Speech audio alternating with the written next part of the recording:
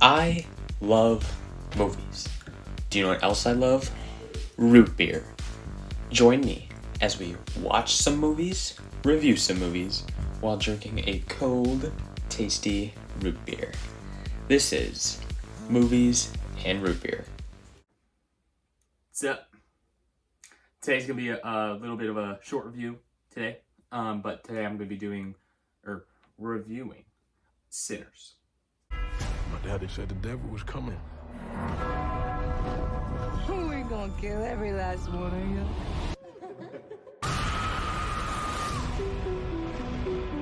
Our Father,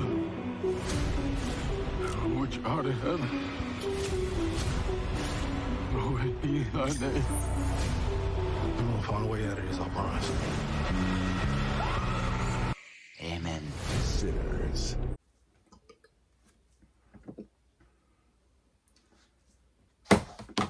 Now let's start off with this root beer with Chicago style, cause I'm from Chicago area. This looks good though. Actually, I think I've had this, but it looks good. I've had so many at this point, I can't tell what I've had and what I haven't had. Please be twist off.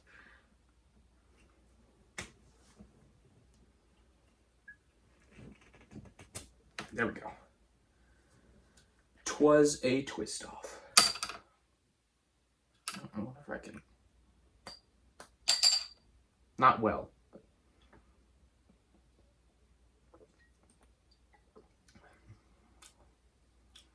It's real good.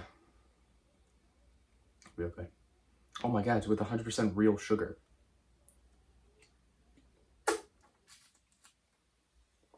That means it's healthier for you. Alright. Now this movie, Sinners, starring Michael B. Jordan and Michael C. Jordan, came out in March, I believe, earlier this year. Now, I wasn't totally crazy about it. It wasn't like I was dying to see it, even though the internet was like, oh, this movie's so great. I would have watched it if someone, like, asked me if I wanted to, or, like, wanted me to watch it with them, then yeah, because I watched it with my dad. He offered, and I was like, yes, let's watch it. It's about two brothers, Smokestack Brothers, I believe it's called. They were called, because one was named Smoke and one was named Stack. Those were their alias names, but their real names were like Elijah and Elias. Elijah and Elias Moore. That was what it was. They came back to their hometown. Oh. Mississippi? Yes, Clarksdale, Mississippi, to be specific, in 1932. The 30s.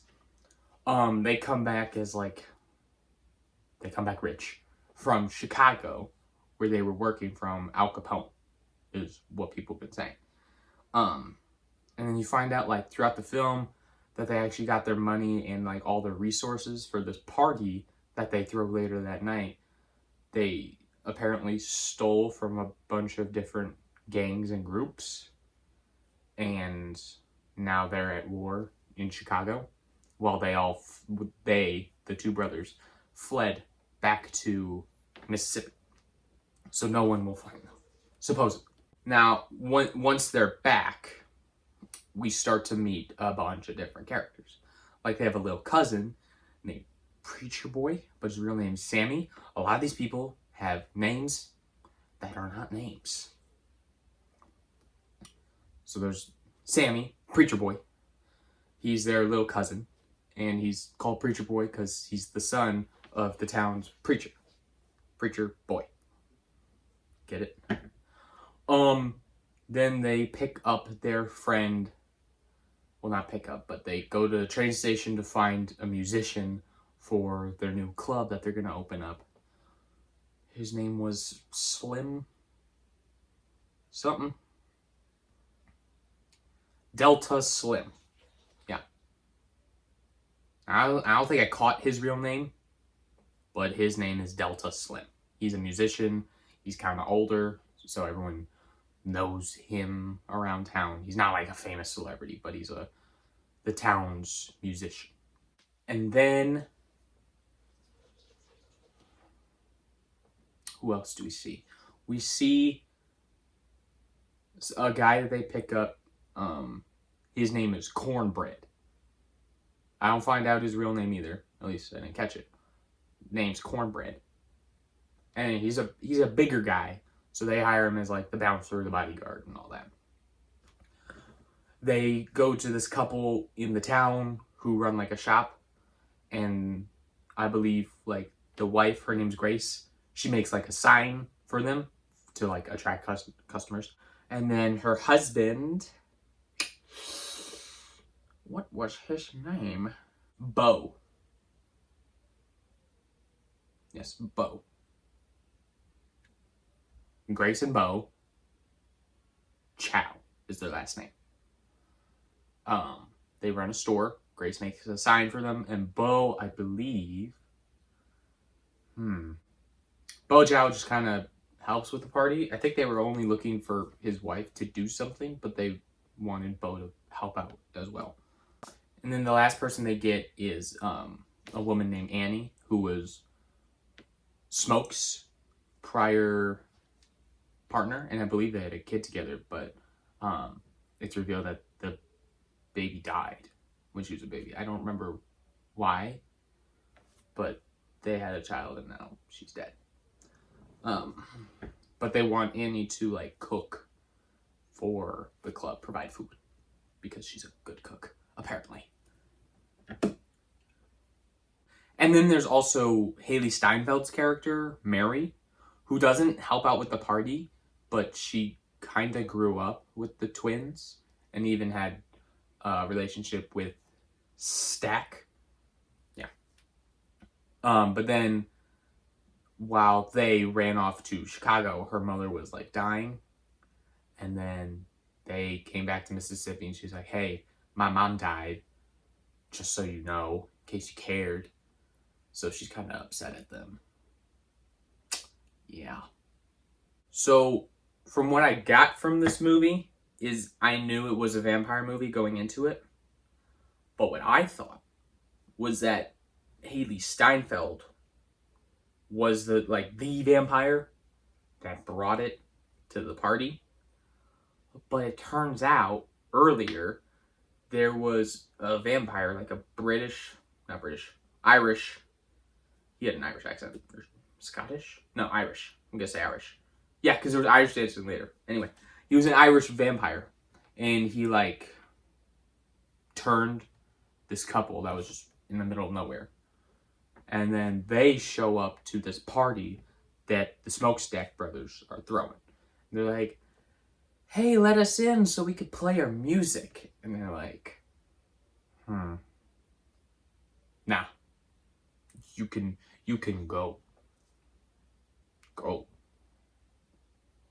And the only reason they were even there is because the vampire heard Preacher Boy play his guitar playing a song that he wrote.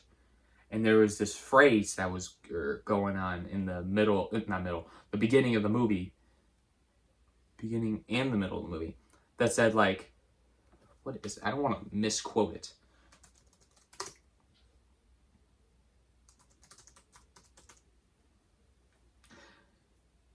There are legends of people born with the gift of making music so true it can pierce the veil between life and death, conjuring spirits from the past and the future. So during this section where Preacher Boy was playing a song, they had ancestors, which were people in African tribes, I'm assuming, because they had the costumes and some of them had drums and the face paint. And then there was also people from future. So there were people breakdancing and what else was there? There was hip hop and all. It was stuff from this era shown. There was a DJ too, a DJ. And then the Chows, Bo and Grace, since they were Asian, they had their ancestors pop up too. I think that was it though. Just a little diversity because of the chows, because they were the only two Asians there, and everyone else was black, and then Haley Steinfeld was the only white one. Yeah. So then the three vampires show up and they're like, "Let's play," and they're like, "No, get out, get along." So then Haley Steinfeld starts to feel a little bad. No. Oh, what happens? I just saw this yesterday, but it's like, what was it, 2 days ago? I don't know, but that's how hazy my memory is. I think it was they were considering letting them play because then they would get more customers, and they were kind of like debating it. But then I think they do come to the agreement of like, okay, see what they want, if they're really just here to play, and if they have like money to spend here, they can come in. So then Haley Steinfeld goes up there, is like, y'all got money? Because if you do, you're welcome. You know, you can play as long as you can pay for food and drinks, you're good. And then they get all creepy and vampiric. And she's like, oh, this was a mistake. And as she heads out, the head vampire, I'm gonna call him that, floats for like a millisecond, and then it cuts away to the next scene or something. So that's how we knew it was like, oh crap, this guy's legitimately a vampire, because there were a bunch of clues earlier. Like when you first see him, he like crash lands onto the ground from no ledge or anything. He crash lands from the sky, and he's like burning because he's in the sun. So that was kind of a dead giveaway, but it made you question. It's like, is that a vampire? You know? So Haley Steinfeld's the first person that they turn at the party. So then Haley kind of, I keep calling her Haley. Her name is Mary. Mary comes back and finds cornbread, and then very quickly tricks him into like letting her in, because yeah, as you know, vampires can't enter a household or a building without being granted entrance. So incorporates, hey, like, yeah, come on in. And now she's in the party. And then the next person she gets is, oh, it's Stack, actually. One Michael C. Jordan. She gets him and turns him. So that's really unfortunate, because already this is like halfway through the movie too, maybe a bit past, but still. And then one of the brothers is already dead.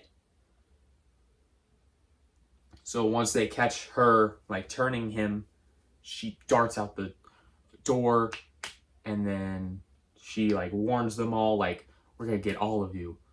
And then Smoke, Michael B. Jordan, sends everyone home. He's like, go home, get out of here. There was a death.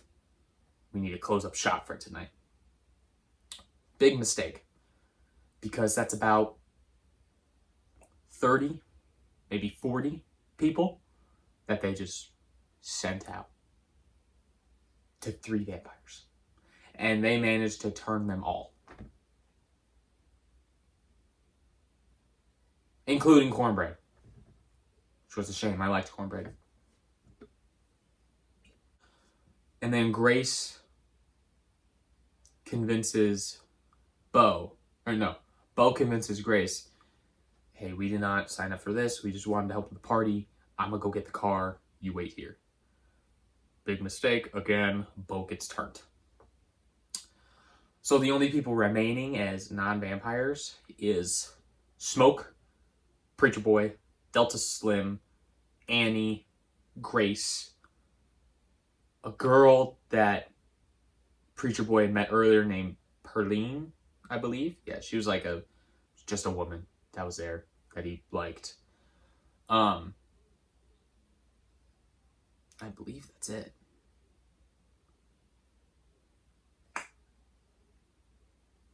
Think so. There may have been more, but that's all I can remember at the moment. And then Stack's body is still in the building because Smoke doesn't want to, like, throw him out. And also because at this point, Stack hasn't turned yet. They just think he's dead. But lo and behold, a few minutes go by, he's awake and trying to kill them. And he throws some garlic water, or pickled garlic, I think she called it, into his face.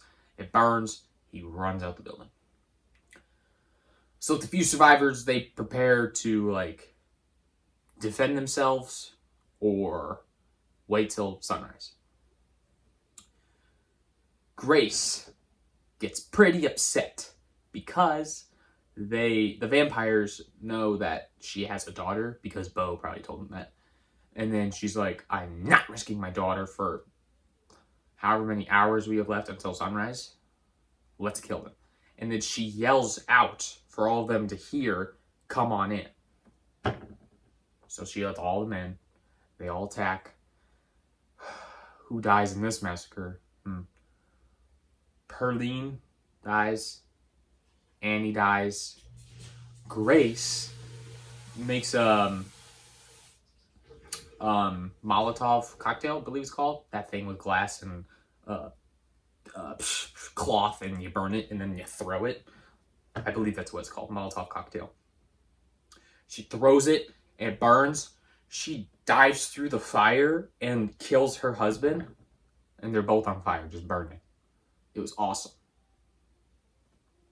It's a very quick moment that was just glazed over, but I liked that. It was pretty awesome. I already said Annie dies. I think Smoke had to kill her because she got bit. You know who else died? Delta Slim. That was a real shame. I actually liked him too. Perline dies, and I'm pretty sure... She died somehow. Because I don't... No, she didn't. But she did. She got turned into a vampire. So the only people left are Smoke, Preacher Boy.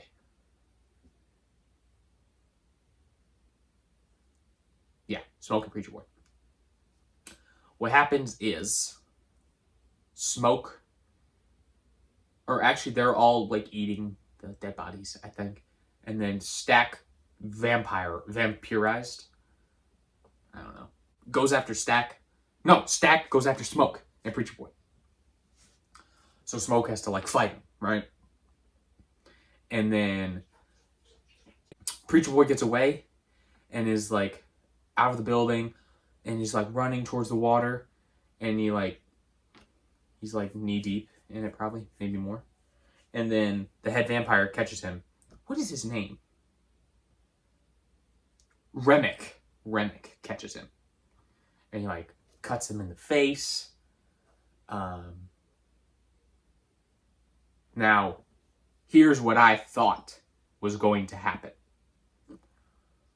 A very common weakness of vampires is holy water, right? They were in this, like, lake. And being that he was a preacher boy, Sammy had started praying. He started saying the Our Father prayer. Our Father who does art in heaven. No, I'm kidding. Who art in heaven. But he starts saying that one. And in my mind, I'm like, oh crap. He's blessing the water. And he's going to burn along with the rest of them. Sadly, that is not what happened at all. Perfect setup. Didn't happen. So because of my own imagination, I ruined the ending for myself. Instead, what he does is Preacher takes his guitar. It has this, like, silver plate in it, right? Now, silver apparently is a weakness of vampires too. I thought that was just werewolves, but apparently vampires too. So he hits him with it, and the silver plate gets lodged in his head. And it's, like, deep in there. Like, half of it is in his head. So then Remick pulls it out, and all the other vampires are screaming in pain, because they can all feel it too. And then I think the sun comes up. Right after that. No. Michael B. Jordan comes up and thrusts a wooden stake through his back, through his heart, and comes out his chest. Then the sun comes up. So they used 3 of the weaknesses against Remick and killed him and all the other vampires. And then Sammy goes and returns to his father. He's all beaten and bruised, and he's got the big scratch on his face, and his guitar's broken. And then Smoke. Why do they all start with S? This is confusing. Smoke. He stays behind at the building that he bought for the party, which was apparently sold to him by a member of the KKK. So he stocks up on guns, and he believes that they're ready to come back and kill them. And it was a trap. So Smoke ends up smoking 10, 12 KKK members. Now, they weren't in the cloths. They were affiliated with it, and they were undercover, I guess, trying to kill Smokestack twins. Smoke kills them all, though. And then in his final moments, he sees Annie and his child, meaning he's about to die. And so he dies. Real shame. But then, years later, 1992, I believe, so 60 years later, Sammy is now an old man, and he's played by this guy named Buddy Guy, who's... I want to learn something about this guy real quick. So Buddy Guy, this American blues guitarist and singer, he's from Louisiana, but then he moved to Chicago and became famous. And he ended up being the inspiration for Eric Clapton and Jimi Hendrix. So that's cool. But it seems like this was kind of just a whole origin story of Buddy Guy. Am I wrong? But anyway, in 1992, he's playing at his club called Perlite. So he named it after the girl he met that night. And then his bouncer comes up to him and is like, hey, these 2 people want to come in, but I told them we're closed, but they offered us $200. Can I let them in? Buddy says, well, Sammy, I'm going to call him Buddy. Buddy says, yeah, let them in. We find out Mary and Michael C. Jordan, excuse me. Haley and Michael C. Jordan actually survived that night because Michael B. Jordan refused to kill his own brother and Haley Steinfeld ran away. So 2 of them lived. They do not have their own posse of vampires. It's just the 2 of them. Especially since they were a couple. So they've been a couple for these past 60 years. And they're in 90s attire, obviously. Haven't aged, obviously, because they're vampires. And then they walk in and we're like, oh crap, Sammy's gonna die. They came back for him. Not at all what happens. What does happen, he plays them a song, they leave. Obviously, there's more. They reminisce about the night. And they're like, why did you wait all this time to come back? And then Michael C. Jordan's like, my brother made me promise that I would stay away from you and all that. They just wanted to hear a song that he played from that one night. And that was it. Then they left. Left $200. I know that there's a lot of symbolism for this movie and a bunch of cultural aspects that I didn't catch my first time watching this, which makes me want to watch it a second time after watching other reviews of it, see what other people think. Especially from historical points of view, maybe people who are familiar with that era, the 30s, or people who know vampires pretty well, or people who know the black culture pretty well, the musician culture pretty well. Love to hear all of those. Watch it again and then understand it more. My main takeaway from this is I ruined the movie for myself for the ending. Because you know how awesome it would have been if Preacher Boy said a prayer and then the whole lake was freaking blessed? That would have been awesome. If he could have done that. Man, missed opportunity. Well, that's all I have for today's video. Given this review, I'm going to watch it again at some point after hearing a bunch of aspects about it. But I definitely recommend that you see this one, because if you haven't already, even though this came out like months ago, so you probably have. But you know, it doesn't hurt to watch a movie again. But that's it for today's video. I hope you enjoyed. I hope you like, comment, subscribe. Follow me on Instagram at Movies and Root Beer. And I hope you have a great day. Goodbye.